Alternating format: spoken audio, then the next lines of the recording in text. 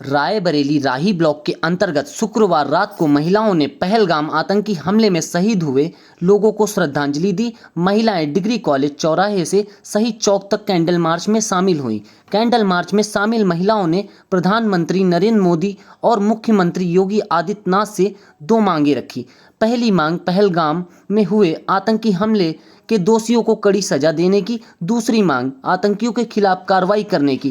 Candle march में सरिता सिंह, विमलेश मिश्रा, अनुराधा मिश्रा, तमन्ना आफरीन, पूनम तिवारी, सारिका शुक्ला, शालिनी टंडन, मीना सिंह, ज्योति सिंह, वंदना श्रीवास्तव, प्रतिमा मिश्रा, रागिनी सिंह, भावना देवी, ममता सिंह समेत कई महिलाएं शामिल हुई। उसका पति, जिसका पति एक हफ्ते पहले उसका विवाह हुआ हो और वो विवाह का शब्द ही न समझता हो और उसका पति उसके आंखों के सामने मार दिया जाए, वो आवेश, वो आक्रोश, वो अंदर एक दहकती हुई जो है ज्वाला हम लोगों के अंदर धधक रही है कि वो नारी कैसे अपने आप को कैसे बर्दाश्त कर रही है।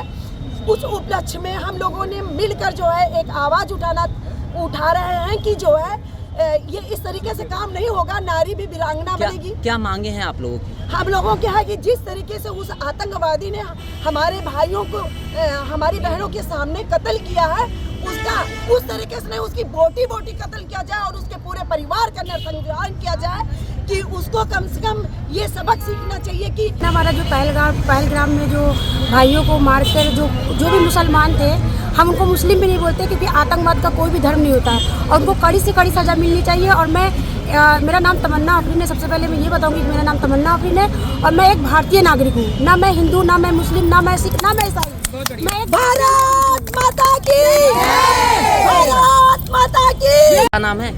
मेरा नाम विमलेश मिश्रा है।